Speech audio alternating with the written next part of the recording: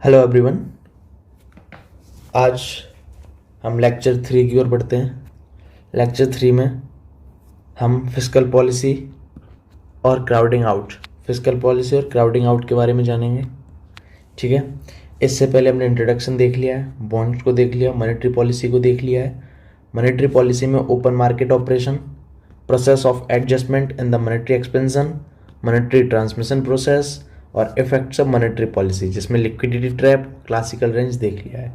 Liquidity trap और classical range जो पिछला लेक्चर है ये देख कर रहे हैं, क्योंकि आज जब हम इसमें इफेक्ट्स ऑफ फिस्कल पॉलिसी पढ़ाएंगे तो इसमें भी लिक्विडिटी ट्रैप और क्लासिकल केस होगा, तो इतना फिर से हम डिस्कस नहीं करेंगे लिक्विडिटी ट्रैप के बारे में। सो प्लीज़ पहले पढ़ के आएँ, ठीक है, पिछले लेक्चर्स को देख के आएँ। तो आज हम बात करेंगे फिस्कल पॉलिसी की, फिस्कल एक्सपेंशन की, क्राउडिंग आउट की और इफेक्ट्स ऑफ फिस्कल पॉलिसी। ठीक है, इसमें एक और होगा इम्पोर्टेंस। यहाँ क्या कहते हैं, क्राउडिंग आउट इफेक्ट्स 3.5 लिख दे रहा हूँ, 3.5 बना के यहाँ इम्पोर्टेंस और जानेंगे, इम्पोर्टेंस ऑफ क्राउडिंग आउट।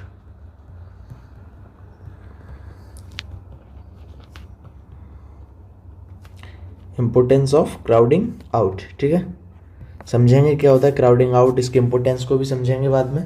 ठीक है, तो आज हम इसके बारे में डिस्कस करेंगे, फिर अगले लेक्चर में output, composition and policy mix के बारे में बात करेंगे। तो इस लेक्चर में हम ये जानेंगे। तो शुरू करते हैं बिना देरी के। चलिए पहले बात करेंगे हम फिस्कल पॉलिसी की। ठीक है, ये सब पढ़ा दिया है पहले आपको, ठीक है, मॉनेटरी पॉलिसी पूरा ख़त्म करा दिया था इससे पहले, तो वही सब लिखा हुआ है। और ये नोट्स आपको टेलीग्राम चैनल पे मिल जाएगा, डिस्क्रिप्शन में जाओगे तो आपको टेलीग्राम की लिंक मिल जाएगी, तो ज़रूर जाएं और वहाँ से आपको ये नोट्स प्रोवाइड करा दिए जाएंगे जैसे चैप्टर कंप्लीट होता है। वैसे भी इसके बाद एक और लेक्चर आएगा और बस चैप्टर कंप्लीट हो जाएगा आपका। ठीक है, तो टेलीग्राम पे जरूर जाएं, वहाँ से ज्वाइन करें ग्रुप को, और वहाँ आपके नोट्स वगैरह, बुक्स, PDF, सजेस्टिंग रीडिंग सब कुछ मिल जाएगा, टोटल स्टडी मटेरियल। ठीक है, इस सेमेस्टर का क्राउडिंग आउट, सॉरी ये कहाँ कराया अभी, हाँ यहाँ तक करा दिया था हमने। ठीक है, ये ZL भी पढ़ा दिया था, जीरो लोअर बाउंड और क्योर। ठीक है, आज हम बात करेंगे फिस्कल पॉलिसी का। समय बचे इसलिए हमने पहले लिख लिया है, ठीक है, क्योंकि वैसे टाइम बहुत लगता है और न तुम्हारे पास टाइम है इतना, ना हमारे पास। ठीक है, और फिर तुम जैसे अच्छा समझो वैसे बता देना, मैं वैसे करने के लिए तैयार हूँ। लेकिन कमेंट तो तुम करोगे नहीं, आलसी लोग।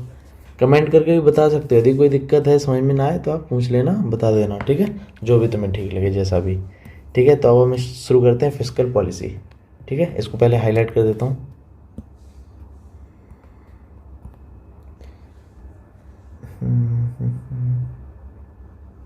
ठीक है, फिस्कल पॉलिसी।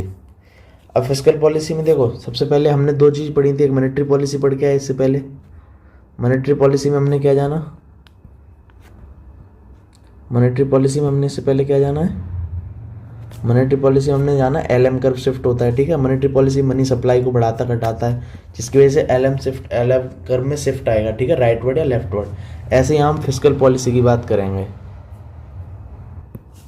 ठीक है, तो अच्छा, इसमें हमने मॉनेटरी की TARY, सॉरी कई लोग कहेंगे फिर मॉनेटरी पॉलिसी। ठीक है, यहाँ हमने LM कर्व के बारे में पढ़ा था, ऐसे हम फिस्कल पॉलिसी में IS कर्व जानेंगे। IS कर्व में शिफ्ट होगा राइटवर्ड या लेफ्टवर्ड। ठीक है, फिस्कल पॉलिसी की वजह से, जिसकी वजह से काफ़ी चेंजेस आएंगे आगे जाके। ठीक है, तो इसके बारे में आज जानेंगे हम। ठीक है, कि कैसे चेंजेस आएंगे फिस्कल पॉलिसी की वजह से IS कर्व में, और IS कर्व में चेंज आने की वजह से रेट ऑफ इंटरेस्ट पे क्या इफेक्ट पड़ेगा, इनकम पे या लेवल ऑफ आउटपुट पे क्या इफेक्ट पड़ेगा, इन्वेस्टमेंट पे क्या पड़ेगा, ये सब हम इस फिस्कल पॉलिसी के अंदर पढ़ेंगे।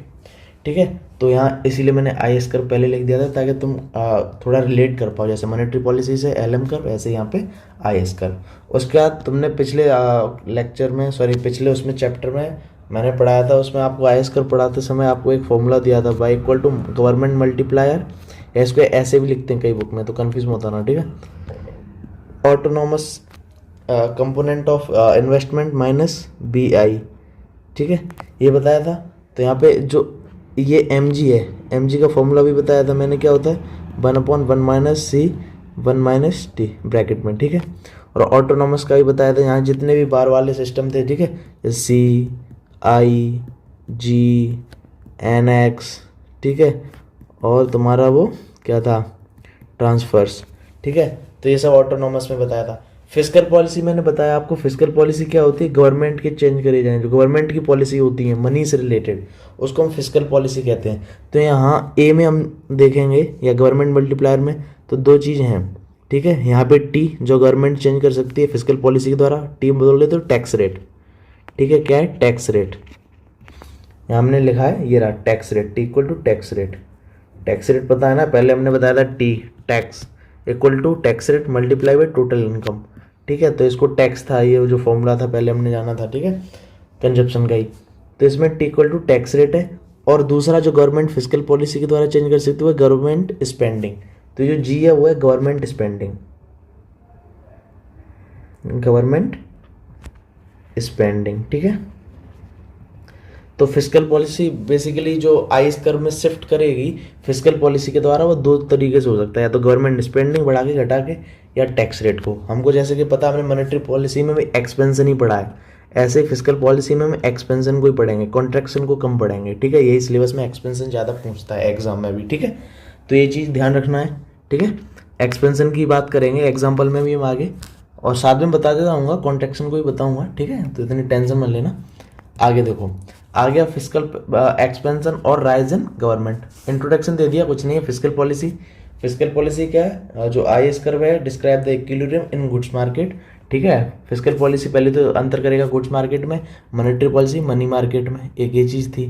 तो हम ऐसे भी बोल सकते हैं कि describe the equilibrium in the goods market, it is the downward sloping, ठीक है। आईएस कर्व का बता रहे हैं, डाउनवर्ड स्लोपिंग होता है, ठीक है, because of fall in the rate of interest. ये सब बताऊंगा, चलो आगे छोड़ो अभी ये फॉर्मूला देख लो, एक जो मैं बता चुका हूँ पहले भी, गवर्नमेंट पहला चैप्टर पढ़ के आए हो तभी समझ में आएगा ये, ठीक है। जो पहली यूनिट है उसका यूनिट का भी लिंक डाल दूंगा डिस्क्रिप्शन में, ठीक है, पूरी प्लेलिस्ट का, तो वहाँ से देख लेना, ठीक है।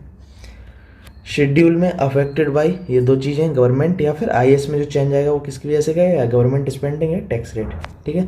तो ये फिस्कल पॉलिसी ये देखेंगे। अब देखते हैं फिस्कल एक्सपेंशन, जैसा कि मैंने भी कहा एक्सपेंशन की हम बात करेंगे, तो एक्सपेंशन को देखेंगे, ठीक है। या फिर हम इसी को कह सकते हैं राइज इन गवर्नमेंट स्पेंडिंग, इसको पूरा लिखूँ तो गवर्नमेंट स्पेंडिंग, ठीक है, गवर्नमेंट स्पेंडिंग। तो देखो गवर्नमेंट, मैंने ग्राफ पहले ही बना दिया, अभी इस पे ग्राफ पे डायग्राम पे मत जाना, अभी फिस्कल समझो, फिस्कल एक्सपेंशन और राइज इन गवर्नमेंट स्पेंडिंग। तो मैंने पहले कहा फिस्कल एक्सपेंशन मतलब बढ़ना, तो ये पॉलिसी का बढ़ाने का काम किस तरीके से हो सकता है, या तो गवर्नमेंट की स्पेंडिंग को बढ़ा दे, टैक्स रेट को बढ़ा दे, ठीक है।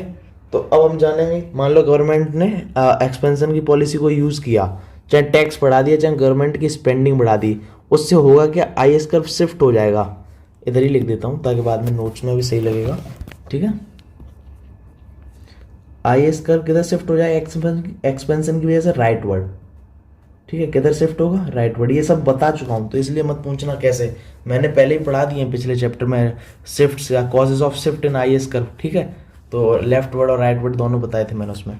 तो आईएस राइट वर्ड शिफ्ट हो जाएगा, जैसा कि मैं इसमें देख सकते हो तुम, ठीक है। इसमें शिफ्ट हो गया राइट वर्ड, इधर चला गया है, ठीक है, ये इधर चला गया है, ओके। तो राइट वर्ड शिफ्ट हो जाएगा, आईएस कर्व IS1 से कहाँ पहुंच जाएगा, ये IS2 पे पहुंच जाएगा। इसकी वजह से होगा क्या, तो देखो इंटरेस्ट रेट I1 था, I1 से देखो यहाँ इक्विलिब्रियम बना था पहला, अब यहाँ बनेगा जाके जब आईएस कर्व इधर शिफ्ट हो जाएगा, ये LM कर्व है, ठीक है। तो इंटरेस्ट रेट I1 से I2 पे पहुंच जाएगा, तो इंटरेस्ट रेट क्या हो जाएगा, बढ़ जाएगा, ठीक है। ये बात समझ में आई।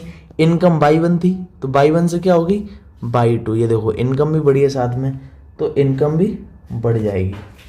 तो रिजल्ट की यदि बात करें तो रिजल्ट को पहले से हम ये समझें, एक्सपेंशन तो हो गया है, ये बात क्लियर है कि एक्सपेंशन में क्या हुआ है, आईएस कर्व राइटवर्ड शिफ्ट हुआ है, जिसकी वजह से इंटरेस्ट रेट भी बढ़ा है और इनकम भी बढ़ी है, यानी कि इन्वेस्टमेंट भी बढ़ा होगा।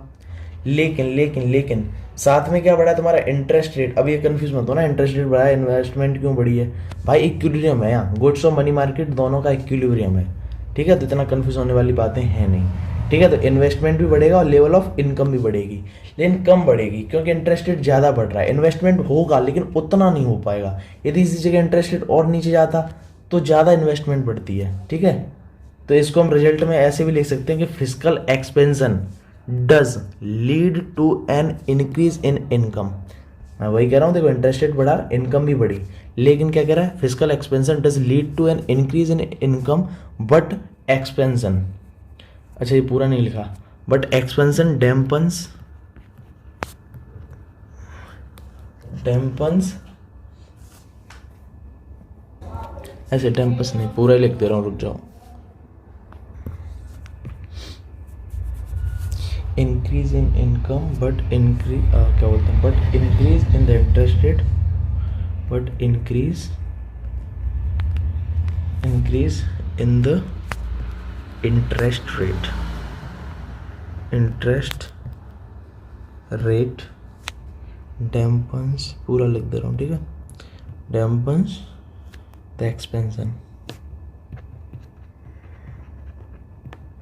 देखो मैंने क्या लिखा है, physical expansion does lead to an increase in income, increase तो होगा income, but increase in the interest rate, sorry एक सो रहा था उस वजह से मैंने पॉज किया था, increase in the interest rate dampens the expansion. Dampens का मतलब होता है, डैम्पन्स को ऐसे कह सकते हो, किसी चीज़ को मतलब सक्सेसफुल मत होने देना, या लेस स्ट्रॉन्ग तो होगा लेकिन कम होगा, ठीक है। तो वही चीज़ है, एक्सपेंशन तो होगा लेकिन थोड़ा कम होगा क्योंकि इंटरेस्ट रेट भी बढ़ रहा है। तो वही यहाँ कह रहा है कि फिजिकल एक्सपेंशन और राइज इन गवर्नमेंट स्पेंडिंग में क्या होगा, राइटवर्ड शिफ्ट होगा, इंटरेस्ट रेट भी बढ़ेगा और साथ में इनकम भी बढ़ेगी। तो इनकम बढ़ेगी तो, लेकिन साथ साथ में इंटरेस्ट रेट भी बढ़ेगा, जिसकी वजह से एक्सपेंशन में थोड़ा सा स्ट्रॉन्ग नहीं बढ़ पाएगा, या फिर यहाँ लिख सकते हैं और नॉट सक्सेसफुल या लेस सक्सेसफुल। सक्सेसफुल तो होगा, एक्सपेंशन तो होगा लेकिन कम हो पाएगा। तो वही चीज़ है यहाँ पे, ठीक है। तो रिजल्ट में ये चीज़ लिख सकते हो सीधी, राइटवर्ड शिफ्ट होगा फिजिकल एक्सपेंशन की वजह से, but increase in income, but increase in the interest rate dampens the expansion. इसकी वजह से एक्सपेंशन क्या होगा, थोड़ा सा कम बढ़ पाएगा, उतना नहीं बढ़ पाएगा, ठीक है, क्योंकि साथ में इंटरेस्ट रेट भी बढ़ रहा है। आई बात समझ में। ये तो फिजिकल एक्सपेंशन या राइज इन गवर्नमेंट स्पेंडिंग हो गया, ठीक है। अब हम बात करते हैं क्राउडिंग आउट की, ठीक है, किसकी, क्राउडिंग आउट की। तो इसको समझते हैं क्राउडिंग आउट क्या है, ठीक है। क्राउडिंग आउट देखो बहुत सिंपल है, कंफ्यूज होने की कोई आवश्यकता ही नहीं है इसमें। क्राउडिंग आउट देखो क्या है, क्राउडिंग आउट नाम से समझा रहा, क्राउड पहले से ही क्राउड है, ठीक है। इट इज अ सिचुएशन है, ये एक ऐसी सिचुएशन है which occurs when an expansionary physical policy, क्या कह रहा है, जब एक एक्सपेंशन जब बढ़ाई जाती है, फिजिकल पॉलिसी में क्या, इनकम बढ़ाई जाती है, आउटपुट बढ़ाया जाता है टोटल, ठीक है। तो कह रहा है ये एक ऐसी सिचुएशन है जब expansionary physical policy leads to increase in interest rate, क्या करता है, इंटरेस्ट रेट को बढ़ा देता है, 10 कॉजिंग, और इसके कारण क्या होता है, a decline in private spending, या फिर कह सकते हैं स्पेशली इन्वेस्टमेंट। कहना क्या चाह रहे हैं समझो, ये कह रहा है कि ऐसी सिचुएशन है जब एक्सपेंशन फिजिकल पॉलिसी की वजह से, एक्सपेंशन फिजिकल पॉलिसी, ठीक है, एक्सपेंशन फिजिकल पॉलिसी का यूज किया गया, इसकी वजह से क्या होगा, इंटरेस्ट रेट आई ये इंक्रीज हो जाएगा, इसकी वजह से जो प्राइवेट इन्वेस्टमेंट होगी, प्राइवेट इन्वेस्टमेंट ये डिक्लाइन हो जाएगी, कम हो जाएगी, क्योंकि इंटरेस्ट रेट बढ़ेगा तो प्राइवेट इन्वेस्टमेंट क्या हो जाएगी, ऑब्वियसली कम हो जाएगी, ठीक है। तो वही चीज़ कह रहा है। तो क्राउडिंग आउट, उस चीज़ को ग्राफ को भी बताऊंगा, ये डायग्राम जो बनाया उसको, उससे पहले ये देखो प्राइवेट इन्वेस्टमेंट बिल्कुल भी नहीं है, तो हम कहेंगे यहाँ पे इंटायरली क्राउडिंग आउट है, पहले से ही भीड़ भाड़ है, कोई इन्वेस्टमेंट नहीं, तो उसको कहेंगे क्राउडेड आउट है, ठीक है, क्राउडेड आउट। यदि इन्वेस्टमेंट नहीं है, प्राइवेट, ठीक है, प्राइवेट स्पेंडिंग या प्राइवेट इन्वेस्टमेंट नहीं है, तो उसको हम बोलेंगे क्राउडिंग आउट, ठीक है। फिजिकल पॉलिसी का यूज़ किया, ठीक है, जिसकी वजह से इंटरेस्ट रेट बढ़ जाएगा, और जितना ज़्यादा इंटरेस्ट रेट बढ़ेगा उतना ज़्यादा क्राउडिंग आउट है, क्योंकि इन्वेस्टमेंट हो नहीं पाएगी। अब यही कर्व से समझते हैं, देखो ये हमने इधर डायग्राम बना रखा है पूरा, ठीक है, इसको देखो ब्लैक से, अच्छा यही पेन, ठीक है। देखो अब देखो इसमें पहले यहाँ इक्विलिब्रियम था, ठीक है, ये वाला आई एस कर्व, ये तुम्हारा एल एम, ठीक है, ये equilibrium, interest rate I1, income या आउटपुट बाई 1।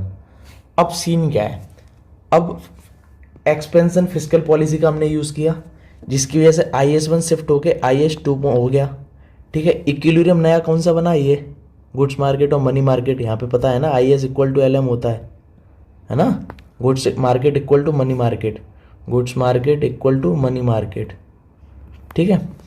तो ये इस जगह इक्विलिब्रियम नया बनेगा। यदि LM कर्व नहीं होता, मान लो ये LM कर्व है, ये है ही नहीं, इसको मैं कह दूं है ही नहीं, ये हटेगा नहीं क्या, इसको थोड़ी देर के लिए हटा दे रहा हूँ मैं, चलो मान लो है ही नहीं। तो अब देखो IS कर्व शिफ्ट हो गया राइटवर्ड, एक्सपेंशन फिजिकल पॉलिसी की वजह से क्या हुआ, ये राइटवर्ड शिफ्ट हो गया, यहाँ से यहाँ पहुँच गया, ठीक है। तो अब क्या होगा, ये इंटरेस्ट रेट मान लो उतना ही है, तो इस जगह जाके नया कट करेगा ना इंटरेस्ट रेट को IS कर्व, तो इनकम कितनी हो जाएगी इस समय बाई डैश, और इंटरेस्ट रेट उतना ही है, लेकिन क्या हुआ इनकम में आपका आउटपुट बढ़ गया है, ठीक है, बाई डैश हो गया, ये डैश है यहाँ पे, ठीक है, बाई डैश हो गया है। लेकिन हमें इक्विलिब्रियम भी चाहिए गुड्स मार्केट और मनी मार्केट के अंदर, तो उसकी वजह से क्या होगा, ये देखो, ठीक है, तो ये इक्विलिब्रियम वहाँ ना बन के कहाँ बनेगा, इस जगह बनेगा जो बेसिकली रियल बनेगा, ठीक है। तो इस समय क्या देखो इंटरेस्ट रेट भी बढ़ गया और साथ में इनकम भी पहले से कम हो गई, या आउटपुट है जो पहले से कम हो गया है। तो ये जो अंतर है ये, ठीक है, इस अंतर को हम क्राउडिंग आउट कहते हैं, ठीक है। मैंने लिख भी रखा है यहाँ पे, तो हाईलाइट कर दे रहा हूँ इसे, क्राउडिंग आउट, ठीक है, इसी चीज़ को क्राउडिंग आउट कहते हैं। अब देखो जितना ज़्यादा इंटरेस्ट रेट बढ़ेगा, जितना ज़्यादा इंटरेस्ट रेट बढ़ेगा, ठीक है, तो क्राउडिंग आउट उतना कम होता जाएगा।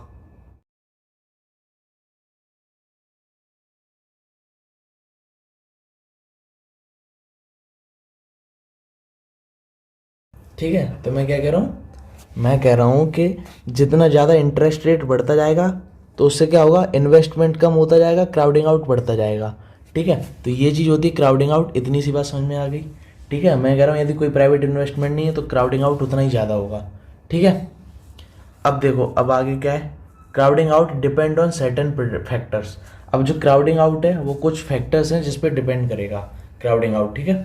तो पहला slope of LM curve, flatter the LM curve, मैंने यहाँ नीचे डायग्राम बना रखे हैं वो भी दिखाऊंगा मैं, ठीक है। तो पहले समझते हैं crowding out depends on certain factors. पहला slope of LM curve, flatter the LM curve, जितना ज़्यादा फ्लैट होगा LM कर्व, ठीक है। ये मैंने पहले पूरा ही बना दिया एक ही साथ। देखो पहले हम नॉर्मल सिचुएशन समझते हैं, ठीक है। नॉर्मल सिचुएशन में एक काम करते हैं, इसको पहले हटा देता हूँ मैं, अलग कर दिया मैंने, ठीक है। अब समझो अब क्या सीन है, LM कर्व में यहाँ इक्विलिब्रियम है, ये इंटरेस्ट रेट इनकम, ठीक है। जब ये IS बढ़ जाएगा, physical policy expansion physical policy का यूज़ कर रहा हूँ ना, तो ये यहाँ पहुँच जाएगा, ठीक है। यहाँ से ये देखो ये इंटरेस्ट रेट I2 लिख दे रहा हूँ इसे, ऐसे I1 I2। अब क्या हुआ, मैंने कहा कि जितना ज़्यादा फ्लैटर होगा, जितना ज़्यादा फ्लैट होगा तुम्हारा, सॉरी फ्लैट होगा LM कर्व, तो LM कर्व जितना फ्लैट, मान लो इसी को मैं ले लेता हूँ, उसको नहीं हटाता हूँ, इसको मैं लेके और थोड़ा सा फ्लैट कर दे रहा हूँ, लो और कर दे रहा हूँ, ठीक है। ये पहले वाले से ज़्यादा फ्लैट है ना, तो अब ये मैंने फ्लैट कर दिया। अब इसकी वजह से होगा क्या, देखो इसकी वजह से होगा क्या, यहाँ पे नया इंटरेस्ट रेट बनेगा, इंटरेस्ट रेट यहाँ बनेगा, इसको मैं जूम कर ले रहा हूँ, इसको I3 नाम दे दे रहा हूँ, और इधर तुम्हारी ये होगी इनकम, ठीक है। ये क्या होगी इनकम, I2 क्यों लिख दिया मैंने, बाई 1 बाई 2 बाई 3, ठीक है। अब इनकम यहाँ होगी, ये फ्लैटर की वजह से फ्लैट है ये LM कर्व तुम्हारा LM3, ठीक है। अब देखो कहना क्या चाह रहा हूँ मैं, यदि जितना ज़्यादा फ्लैटर होगा उतना इंटरेस्ट रेट कम बढ़ेगा, लेकिन कम बढ़ेगा, इनकम ज़्यादा बढ़ेगी, ये थोड़ा कम बढ़ेगा और इनकम ज़्यादा बढ़ेगी, जितना ज़्यादा फ्लैट होगा बढ़ेगी लोअर रेट से, ऐसे लिख सकता हूँ। चलो यहाँ ऊपर ही लिख दे रहा हूँ, इसके बीच में यहाँ जगह है, स्पेस छोड़ा तो यहाँ लिख दे रहा हूँ, फिर समझाता हूँ क्या लिखना चाह रहा हूँ। Higher will be increase, higher will be increase in income, increase in income, in income and, ठीक है, एंड लोअर विल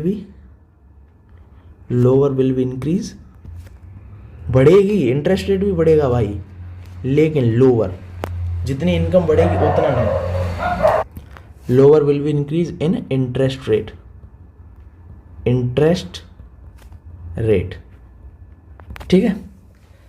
तो LM कर्व जितना फ्लैटर होगा, इसकी वजह से होगा क्या, ये मैंने यहाँ बताया तुम्हें, इंटरेस्ट रेट देखो पहले I2 से कम फ्लैट हुआ है ना, तो इंटरेस्ट रेट क्या हुआ, लोअर विल बी इंक्रीज, कम बढ़ेगा और इनकम ज़्यादा बढ़ेगी, बाई 2 से देखो बाई 3 ज़्यादा है ना, तो higher will be increase in income.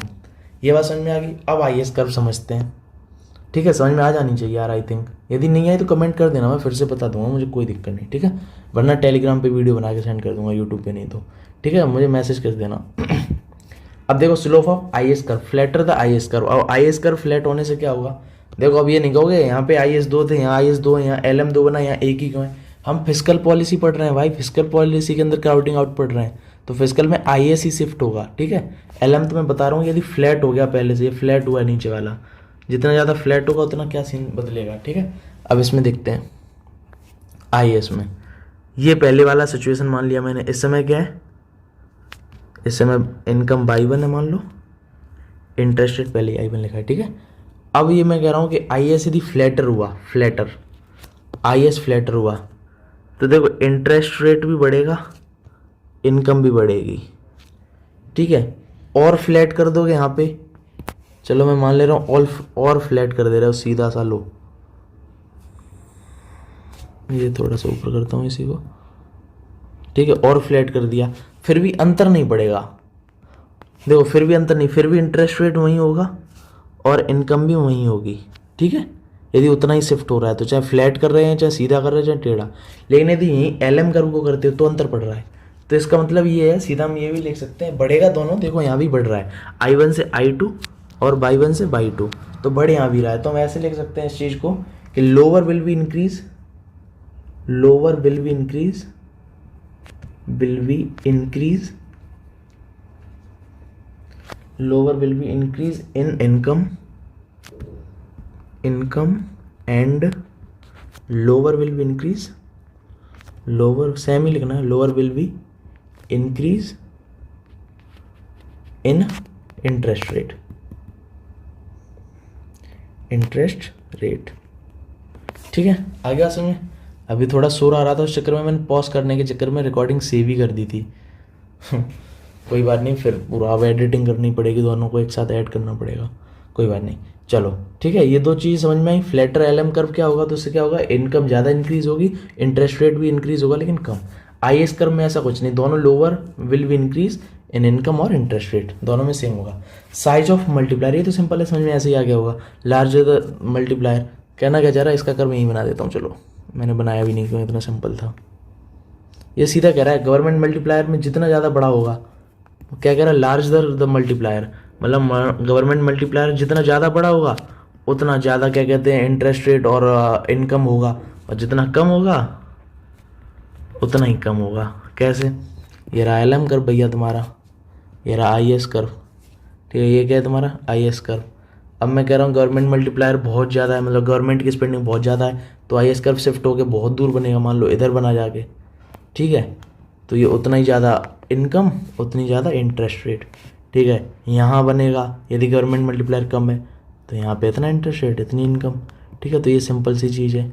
लेकिन एक चीज़ में याद रखना, जितना ये दूर जाता जाएगा ना आई एस कर्व, जितना ज़्यादा मल्टीप्लायर होता जाएगा उतना ये हॉरिजॉन्टल होने लगेगा, वर्टिकल की जगह हॉरिजॉन्टल होने लगेगा। मतलब ये जितना दूर जाएगा उतना ही ऐसा होने लगेगा, जैसे यहाँ से ऐसा, फिर ऐसा, फिर ऐसा, फिर ऐसा, जितना दूर जाता जाएगा उतना हॉरिजॉन्टल होता जाएगा। क्यों होता जाएगा भाई आई एस कर्व हॉरिजॉन्टल क्यों होता जाएगा, कि एक लिमिट होती है ना भाई, तुम कितना गवर्नमेंट स्पेंडिंग बढ़ा दोगे तो एक लिमिट होती है, वो हॉरिजॉन्टल होता जाएगा, फिर इतना इंटरेस्ट रेट का अंतर नहीं पड़ेगा, एक टाइम आएगा। ऐसा तो नहीं है इंटरेस्ट रेट बढ़ता कम होता घटता जाएगा, कि इंटरेस्ट बढ़ाते जा रहे हो बढ़ाते जा रहे हो, एक लिमिट होती है ना हर चीज़ बढ़ाने की। तो तुम ज़्यादा बढ़ाओगे तो इंटरेस्ट रेट ज़्यादा थोड़ी बढ़ा दिया जाएगा, इन्वेस्टमेंट का क्या होगा, ठीक है। तो इसलिए हॉरिजॉन्टल आगे होता जाएगा, इतना ही बहुत है समझने के लिए यहाँ, ठीक है। तो ये चीज़ समझ में आ गई, तो सिंपल है। चलो इसे लिख देते हैं पॉज करके, ठीक है। Higher will be increase in income and interest rate, दस इस प्रकार larger will be horizontal shift, जितना ज़्यादा होगा हॉरिजॉन्टल शिफ्ट होता जाएगा, ठीक है। ये वाला जो है वो उतना ही इधर बढ़ता जाएगा और हॉरिजॉन्टल होता जाएगा आगे, ठीक है। इतनी इस बात क्लियर है, आगे बढ़े हैं भाई आगे। तो आई थिंक इतना तो क्लियर हो गया होगा आपको, क्राउडिंग आउट हो गया है पूरा, ठीक है। आगे बढ़ते हैं, चलो अब करते हैं इफेक्ट्स ऑफ फिस्कल पॉलिसी की बात। इफेक्ट्स ऑफ फिस्कल पॉलिसी, ठीक है। इफेक्ट्स ऑफ फिस्कल पॉलिसी, इसको हाईलाइट कर देता हूँ ताकि बाद में नोट्स में भी ध्यान रहे क्या है टॉपिक, ठीक है। इफेक्ट्स ऑफ फिस्कल पॉलिसी, देखो पहले वही सेम है जैसे इफेक्ट्स ऑफ मॉनेटरी पॉलिसी पढ़ा था, उसमें भी लिक्विडिटी ट्रैप पढ़ा था, और दूसरा हमने क्लासिकल रेंज या क्लासिकल केस पढ़ा था, ठीक है। वैसे ही यहाँ पढ़ना है हमें, ठीक है। तो यहाँ पे देखो लिक्विडिटी ट्रैप मैं पहले ही बता चुका हूँ यार तुमको, ठीक है। ये है ठीक है, ये तुम्हारा मनी डिमांड का कर्व है। एक सिचुएशन ऐसी आएगी जब मनी सप्लाई को बढ़ाते जाओ या घटाते जाओ, ये इंटरेस्ट रेट मिनिमम होगा, इससे और कम नहीं कर सकते। ठीक है, जितना कम होगा हाई सेविंग हो जाएगी, इस समय मॉनेटरी पॉलिसी इनइफेक्टिव हो जाएगी। ठीक है, मॉनेटरी पॉलिसी क्या होती है इस समय, इनइफेक्टिव हो जाती है बिल्कुल। ठीक है, और मैंने उसी समय बता भी दिया था जब आगे ये कर्व बनाया था मैंने ये वाला, तो ठीक है, यहाँ पे जो था तुम्हारा एल एम कर्व, तो इसमें बताया था आई एस यहाँ से यहाँ हो सकता है, लेकिन एल एम तो यही है, इंटरेस्ट रेट पे भी फर्क नहीं पड़ेगा, तो वही चीज़ है, वही बता दिया था, लेकिन यहाँ थोड़ा डिटेल में कर देता हूँ थोड़ा। ठीक है, वो चीज़ पुरानी थी, भूल जाओ यदि नहीं समझ में आई हो तो। यहाँ देखो, यहाँ पे क्या होगा भाई, सीन क्या है, लिक्विडिटी ट्रैप में क्या होगा, देखो गवर्नमेंट स्पेंडिंग बढ़ेगी। ठीक है, गवर्नमेंट स्पेंडिंग को हमने बढ़ाया, गवर्नमेंट स्पेंडिंग की बढ़ने की वजह से आई एस कर्व शिफ्ट होगा। ठीक है, क्या होगा, आई एस कर्व शिफ्ट होगा, तो आई एस वन से आई एस टू पे जाएगा। एल एम कर्व वैसा ही रहेगा, इंटरेस्ट रेट पे भी कोई फर्क नहीं पड़ेगा, इंटरेस्ट रेट भी वही रिमेन सेम रहेगा, इंटरेस्ट रेट। ठीक है, ये भी सेम रहेगा, यहाँ तक इन्वेस्टमेंट भी सेम रहेगी, इन्वेस्टमेंट पे भी फर्क नहीं पड़ेगा, ये भी सेम रहेगी। चेंज क्या होगा, level of income, level of income. ठीक है, लेवल ऑफ इनकम चेंज होगी, और विदाउट, जो ऊपर बताया था वही विदाउट डैम्पन्स। ठीक है, विदाउट डैम्पन्स इन एनी, मतलब विदाउट डैम्पन्स कैसे लिख सकते हैं इसे, विदाउट डैम्पनिंग इफेक्ट ऐसे लिख देता हूँ, without dampening effect, without dampening effect,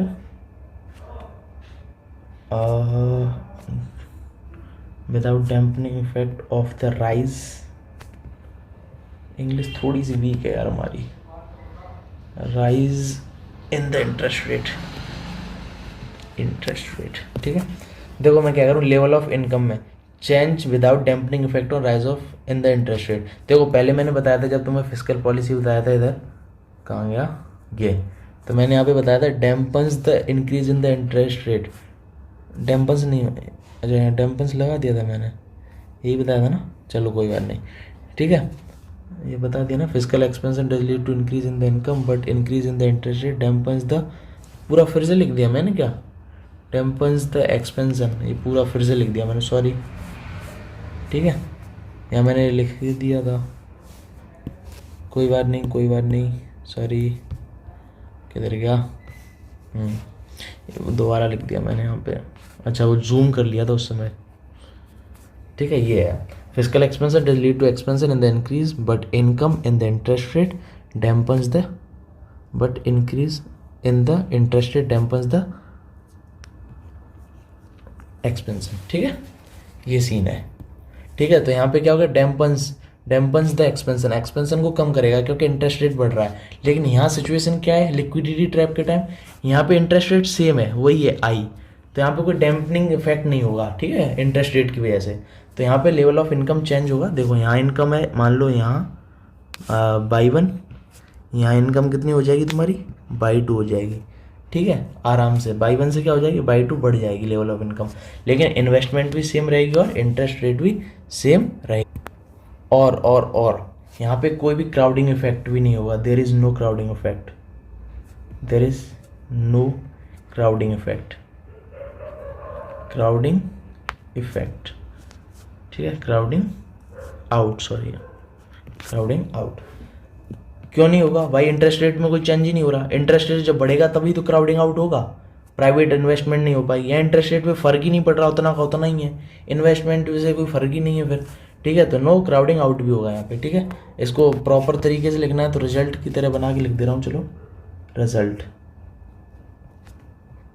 ठीक है, रिजल्ट में लिख दे रहा हूँ मैं, देयर इज, अच्छा लगा ही दे रहा हूँ पूरा, there is full multiplier effect, multiplier, government multiplier की बात हो रही है। ठीक है, multiplier effect, there is full multiplier effect of an increase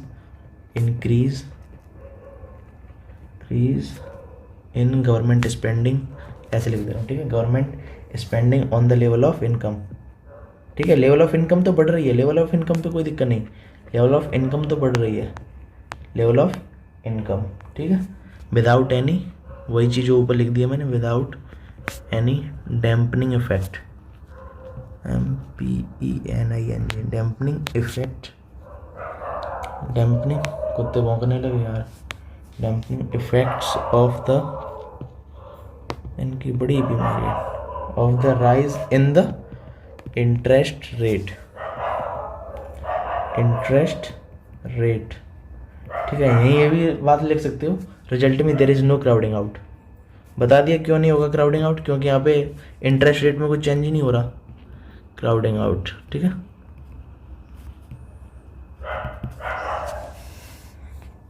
चलो इतनी सी बात क्लियर है, आगे बढ़ते हैं। अब बात करते हैं क्लासिकल केस की। यहाँ तो नहीं देख लिया तुमने, ये क्लासिकल केस है, अब बताऊंगा, ये देखना था अभी तुम्हें, ठीक है। ये मैंने बता दिया पूरा, पहले लिक्विडिटी ट्रैप बता चुका हूँ, इसको केन्सियन रेंज भी कहते हैं, ठीक है। जब लिक्विडिटी ट्रैप में फंस जाता है आदमी, मनी सप्लाई, मॉनेटरी पॉलिसी काम नहीं करती, इनइफेक्टिव हो जाती है। अब बात करते हैं क्लासिकल केस की, ठीक है, किसकी, क्लासिकल केस की। तो क्लासिकल केस में क्या सीन है, LM कर्व वर्टिकल है, पहले ही बता चुका हूँ मैं पहले लेक्चर में, इससे पहले वाले लेक्चर में, वर्टिकल है, ठीक है। LM कर्व क्या है तुम्हारा, LM क्या है तुम्हारा, वर्टिकल है, ठीक है। और IS कर्व की बात होगी यहाँ पे, अब IS कर्व में शिफ्ट होगा जो भी होगा, तो IS कर्व में शिफ्ट करोगे, क्योंकि यहाँ हम फिस्कल पॉलिसी पढ़ रहे हैं, तो IS कर्व में शिफ्ट कर लो। चलो IS कर्व में शिफ्ट किया, IS3 से पहुंच गया IS4 पर, राइटवर्ड शिफ्ट हो गए। इसकी वजह से इनकम पे कोई इफेक्ट हुआ, कोई नहीं, इनकम तो बाई उतनी है। इंटरेस्ट रेट बढ़ गया है, क्या हुआ है, इंटरेस्ट रेट बढ़ गया है, तो क्राउडिंग आउट होगा यहाँ पे, ठीक है, लेकिन इनकम पे कोई इफेक्ट नहीं पड़ेगा। तो हम सीधा यहाँ रिजल्ट ही लिख देते हैं, है ही नहीं इतना कुछ डिस्कस करने को, ठीक है। रिजल्ट लिखते हैं सीधा, रिजल्ट में लिखेंगे there is a full crowding out, ठीक है। मैंने कहा था क्राउडिंग आउट होगा, ठीक है, क्योंकि इंटरेस्ट रेट बढ़ा है, ठीक है। Full crowding out, crowding out, full employment है, इसको फुल एम्प्लॉयमेंट भी है, और फुल एम्प्लॉयमेंट है तो वहाँ क्राउडिंग आउट होगा, क्योंकि यहाँ फुल पहले ही से एम्प्लॉयमेंट है, कोई इन्वेस्टमेंट नहीं है, ठीक है। इन्वेस्टमेंट, सॉरी क्या, हाँ इन्वेस्टमेंट नहीं हो पाएगी, ठीक है, क्योंकि इंटरेस्ट रेट बढ़ा है, तो इन्वेस्टमेंट, प्राइवेट इन्वेस्टमेंट और कम होगी, और फुल एम्प्लॉयमेंट पहले से है, तो क्या ही करोगे इन्वेस्टमेंट करके, तो इसे लिखेंगे हम there is full crowding out when increase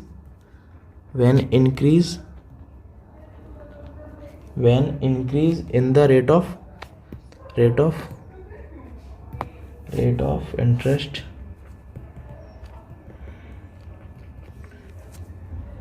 due to the fiscal policy, due to the expansion भी ले सकते हो, due to fiscal expansion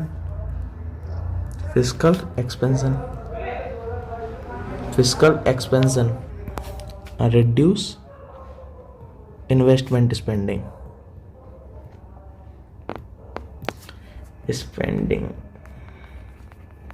ठीक है। तो यहाँ क्राउडिंग आउट क्यों हुआ है, समझो। क्राउडिंग आउट मैंने बताया था क्या है, क्राउडिंग आउट जब गवर्नमेंट की स्पेंडिंग बढ़ जाए, ठीक है, और प्राइवेट इन्वेस्टमेंट कम हो जाए, ठीक है, और गवर्नमेंट की स्पेंडिंग बढ़ रही है फिस्कल पॉलिसी की वजह से, इसकी वजह से इंटरेस्ट रेट बढ़ रहा है, और इंटरेस्ट रेट बढ़ेगा तो प्राइवेट की इन्वेस्टमेंट कम हो जाएगी, उसी चीज़ को क्राउडिंग आउट कहते हैं। तो देखो यहाँ पे क्या हुआ है, गवर्नमेंट स्पेंडिंग बढ़ी, जिसकी वजह से IS कर्व शिफ्ट हो गया, और साथ में इंटरेस्ट रेट भी बढ़ गया, तो प्राइवेट इन्वेस्टमेंट कम हो जाएगी, तो हम लिखेंगे there is full crowding out, क्योंकि फुल एम्प्लॉयमेंट में ही LM कर्व वर्टिकल होता है। ये चीज़ मैं पहले भी बता चुका हूँ तुम्हें, ठीक है, पिछले लेक्चर में बताया था, ठीक है। तो ये क्लासिकल केस हो गया, ये तुम्हारे दोनों effect of monetary of sorry fiscal policy मैंने बता दिया। अब आगे बढ़ते इम्पोर्टेंस ऑफ क्राउडिंग आउट। अब बात करेंगे हम इम्पोर्टेंस ऑफ क्राउडिंग आउट। ये काफ़ी इम्पोर्टेंट टॉपिक नहीं है, लेकिन फिर भी बताएंगे हम, हमारा काम ही है बताना इम्पोर्टेंस ऑफ क्राउडिंग आउट, ठीक है। हो इम्पोर्टेंट ना हो, बस इतना फाइनल है कि 40% आता है एग्ज़ाम में, तो इसको छोड़ना तो बिल्कुल भी नहीं है। कितना आता है, 40%। 40% फर्स्ट यूनिट से आता है, यूनिट 1 से, बाकी 20% आएगा 3 यूनिट से। यूनिट 1 से 40% आता है एग्जाम में, तो ये तो बिल्कुल नहीं छोड़ सकते भाई, ठीक है। तो इंपॉर्टेंस ऑफ क्राउडिंग आउट समझते हैं एक एक करके तीनों। Output is at full employment, output is at full employment, ये तो अभी बता दिया भाई ऊपर ही, क्लासिकल केस है पूरा, सीधा यहाँ लिख भी सकते हो भाई, क्लासिकल केस है ये तो पूरा, क्लासिकल केस। फुल एम्प्लॉयमेंट है देखो ये लगा फुल एम्प्लॉयमेंट के समय क्या होगा, इंपोर्टेंस क्या क्राउडिंग आउट की। क्लासिकल केस है, एलएम कर्व वर्टिकल होगा, ठीक है, एलएम कर्व क्या होगा, वर्टिकल होगा, ठीक है, इंटरेस्ट रेट बढ़ेगा, ठीक है, क्लासिकल केस वाला है वही, इंटरेस्ट रेट बढ़ेगा, ठीक है, आईएस कर्व भी शिफ्ट होगा। और सीधी सी बात कह सकते हो यहाँ पे सीधा सा यदि आंसर देना है तो हाँ, यहाँ पे इंटायरली होगा, पूरी तरीके से होगा crowding out, entirely crowding out होगा, ठीक है। इन्वेस्टमेंट प्राइवेट वाली कम होगी तो हम सीधा ही लिख सकते हैं कि इंटायरली क्राउडिंग आउट होगा। सेम फिगर भी काम कर सकता है, ये वाला तुम्हारा जो मैंने अभी ऊपर बनाया है ये फिगर यहाँ पे भी काम कर जाएगा, ठीक है। इस फिगर का नाम दे देता हूँ, चलो इस फिगर का नाम है जेड, नाम ये अलग दे दिया ऑटो, तो फिगर जेड देख लेना, ठीक है। तो आउटपुट इस फुल एम्प्लॉयमेंट पे यही सीन होगा, क्लासिकल केस है, एलएम वर्टिकल होगा, इंटरेस्ट रेट बढ़ेगा जिसकी वजह से प्राइवेट इन्वेस्टमेंट कम हो जाएगा, प्राइवेट इन्वेस्टमेंट क्या होगा, कम हो जाएगा, और ठीक है इसकी वजह से इंटायरली क्राउडिंग आउट होगा ये, ठीक है।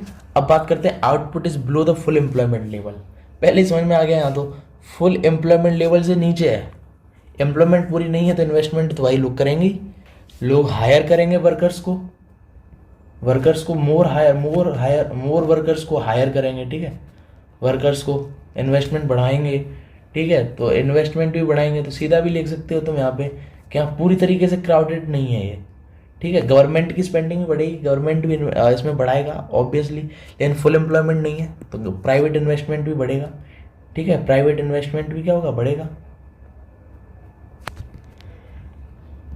होगा। तो इसमें हम लिख सकते हैं देयर इज नो फुल, ठीक है, होगा कुछ क्राउडेड आउट होगा, पूरा नहीं होगा, तो there is no full crowding out, ठीक है, देयर इज नॉट, अच्छा ऐसे लिखता हूँ, देयर इज नहीं, देयर विल नॉट बी, अपनी थोड़ी लैंग्वेज पे कम भरोसा है मुझे, will not be full crowding out, ठीक है।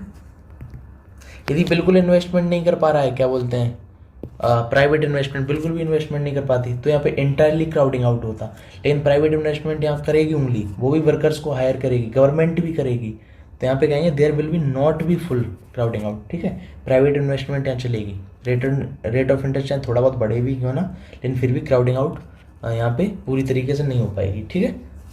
अब अनएम्प्लॉयमेंट रिसोर्सेज पे आ जाते हैं, ये थोड़ा जानने के लिए, ये अच्छा है, इसको समझो। अनएम्प्लॉयमेंट रिसोर्सेज, इसमें क्या सीन होगा तुम्हारा, अनएम्प्लॉयमेंट रिसोर्सेज, ये एक ऐसा सीन है जिससे अनएम्प्लॉयमेंट हो रखा है रिसोर्सेज का, रिसोर्स का पूरी तरीके से यूटिलाइज नहीं हो पाएगा, ठीक है, पूरी तरीके से क्या नहीं हो पा रहा है, यूटिलाइज नहीं हो पा रहा है, ठीक है। इसकी वजह से क्या होगा, सीधी सी बात ये है, फिजिकल एक्सपेंशन में एक्सपेंड आउटपुट, जो फिजिकल एक्सपेंशन है ये बढ़ाने की कोशिश करेंगे इस आउटपुट को, ठीक है, ये चाहेंगे सीधा आउटपुट बढ़े, इनकम बढ़े, ठीक है, ये तो यही कोशिश करती है ना गवर्नमेंट कि हमारी जीडीपी बढ़े, जीडीपी बढ़ाने के लिए कोशिश करेगी कि भाई हमें तो सीधी जीडीपी बढ़ानी है, कोशिश करेगी चाहे रिसोर्सेज का यूटिलाइज हो पाए या ना हो पाए, तो सीधी बात है फिजिकल एक्सपेंशन के चक्कर में फिजिकल पॉलिसी वाले, गवर्नमेंट वाले क्या करेंगे, मॉनेटरी पॉलिसी की हेल्प लेंगे, मॉनेटरी पॉलिसी की हेल्प लेंगे, इनसे कहेगा सीधा मनी प्रिंट करो, प्रिंट मनी, क्या कहेंगे कि तुम सीधा अकमडेशन करो, या उसको बोलते हैं, ऐसे भी बोल देते हैं क्या बोलते हैं, मॉनेटरी अकमडेशन, ठीक है, क्या बोलते हैं, मॉनेटरी अकमडेशन, प्रिंट मनी करवाते हैं सीधी, ठीक है, किस लिए, बॉन्ड्स खरीदो पब्लिक से, बॉन्ड्स खरीदो और उसके पैसे तुम्हें कौन देगा, गवर्नमेंट पे करेगी, बाद में गवर्नमेंट पे करेगी, ठीक है। इसी प्रिंट मनी की जगह मैं लिख दे रहा हूँ मॉनेटरी, ये समझने के लिए मॉनेटरी अकमडेशन, मॉनेटरी अकमडेशन, ठीक है, मॉनेटरी अकमडेशन क्या कह रहा है, फिजिकल एक्सपेंशन होगा, ठीक है, ये चाहेगी जीडीपी बढ़े, इसलिए मॉनेटरी पॉलिसी की हेल्प लेगी, सेंट्रल बैंक से कहेगी भाई साहब, ठीक है, क्या कहेगी, मनी को छापो, ठीक है, मनी को छपाएगी बॉन्ड खरीदने के लिए, बाद में गवर्नमेंट इसका पे करती है, इसीलिए इसको ये वर्ड भी बोलते हैं budget deficit, government budget deficit भी बोलते हैं, डिफिसिट का मतलब कमी होना, ठीक है, मनीटाइजिंग, सॉरी मनी से रिलेटेड है ना, यहाँ लिखेंगे मनीटाइजिंग,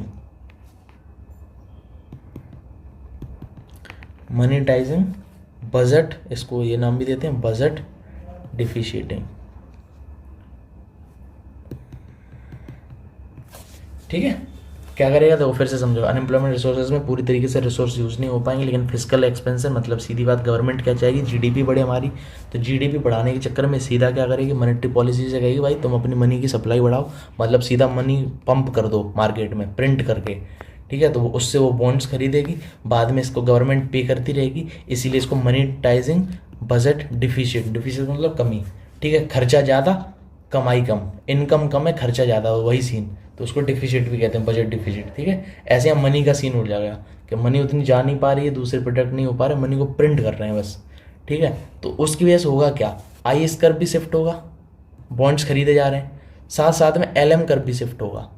तो सीधी बात है, इंटरेस्ट रेट पे कोई फर्क नहीं पड़ेगा, इंटरेस्ट रेट वही रहेगा, IS1 ये रहा, LM1 ये रहा तुम्हारा, LM1 IS कर्व सीधा यहाँ से उठ के शिफ्ट होके आगे चला जाएगा, यहाँ से ऐसा सीधा शिफ्ट होके इक्विलिब्रियम E2 बनाएंगे, ये तुम्हारा IS2, ये LM2, बस तुम्हारी GDP या आउटपुट बढ़ जाएगा, बाई 1 से कितना हो जाएगा, बाई 2 हो जाएगा। लेकिन इंटरेस्ट रेट पे कोई फर्क नहीं पड़ेगा, और सीधी सी बात, जब इंटरेस्ट रेट पे कोई फर्क नहीं पड़ेगा तो क्या होगा, नो क्राउडिंग आउट। यहाँ पे भी क्या होगा, there is no crowding out, crowding out यहाँ भी नहीं होगा, कोई इन्वेस्टमेंट नहीं, कुछ नहीं, ठीक है, न कम न ज़्यादा, नो क्राउडिंग आउट, ठीक है, सीधा सा सीन है। और साथ ही साथ इंटरेस्ट रेट पे कोई इफेक्ट नहीं पड़ेगा, ठीक है, कोई चेंज नहीं होगा इंटरेस्ट रेट, लेकिन इनकम लेवल चेंज हो जाएगी, लेवल ऑफ इनकम चेंज हो जाएगी, ठीक है। तो इम्पोर्टेंस ऑफ क्राउडिंग आउट समझ गए कि यहाँ पे इम्पोर्टेंस क्या होगी क्राउडिंग आउट की, कुछ नहीं होगी, कोई क्राउडिंग आउट नहीं है, ठीक है। आउटपुट बिलो फुल एम्प्लॉयमेंट, हाँ यहाँ पे क्या होगा, यहाँ पे there will be not be full crowding out, पूरी तरीके से क्राउडिंग आउट नहीं होगा, जब एम्प्लॉयमेंट पूरा नहीं होगा, बिलो एम्प्लॉयमेंट लेवल होगा, ठीक है। तो क्राउडिंग आउट होगा कुछ कुछ, और कुछ कुछ प्राइवेट इन्वेस्टमेंट भी होगी, यहाँ पे पूरी तरीके से होगा जब फुल एम्प्लॉयमेंट है, ठीक है। इंटरेस्ट रेट बढ़ जाएगा, इन्वेस्टमेंट प्राइवेट की कम हो जाएगी, प्राइवेट स्पेंडिंग, ठीक है। तो ये हो गया importance of crowding out. I hope ये पूरा समझ में आ गया होगा, क्लियर हो गया होगा, ठीक है। तो आज कोशिश करता हूँ यहीं ख़त्म करते हैं, समअप करते हैं इसको। समअप क्या, ये पढ़ लेना फिर से, रिवीजन क्या कराना, सब है नॉर्मल नॉर्मल सा, ठीक है, इतना कुछ हुआ है नहीं इसमें, ठीक है, सब बता दिया मैंने। क्राउडिंग आउट हो गया तुम्हारा, फिजिकल हो गया। अब कल वाले लेक्चर में लास्ट लेक्चर होगा जिसमें हम बात करेंगे output composition and policy mix की, ठीक है। कल वाला लास्ट लेक्चर होगा जिसमें हम बात करेंगे output composition and policy mix, ठीक है, जिसमें हम 2 चीज़ें जानेंगे बस, बहुत छोटा सा लेक्चर होगा। इफेक्ट्स ऑफ एक्सपेंशन या मॉनेटरी पॉलिसी, फिजिकल पॉलिसी और पॉलिसी मिक्स, इन दोनों ही को, मॉनेटरी और फिजिकल को मिक्स करना, वही पॉलिसी मिक्स। बहुत छोटा सा तुच्छ सा टॉपिक है, कल ख़त्म करा दूंगा, प्रीवियस ईयर क्वेश्चन पेपर देख लूँगा यदि टाइम बचता है तो, ठीक है। तो अब मिलते हैं अगले लेक्चर में, तब तक के लिए शुक्रिया आप लोगों का जो आप बने रहे यहाँ तक वीडियो देखी, और प्लीज़ कमेंट करो कौन किस कॉलेज से है, ठीक है, हमें भी तो पता चले। और टेलीग्राम को ज़रूर ज्वाइन करें, टेलीग्राम लिंक को, ठीक है, ये आपके डिस्क्रिप्शन में होगी टेलीग्राम लिंक, ठीक है, उसको ज्वाइन करें, वहाँ आपको नोट्स, स्टडी मटेरियल जो भी है पूरा प्रोवाइड करा दिया जाएगा।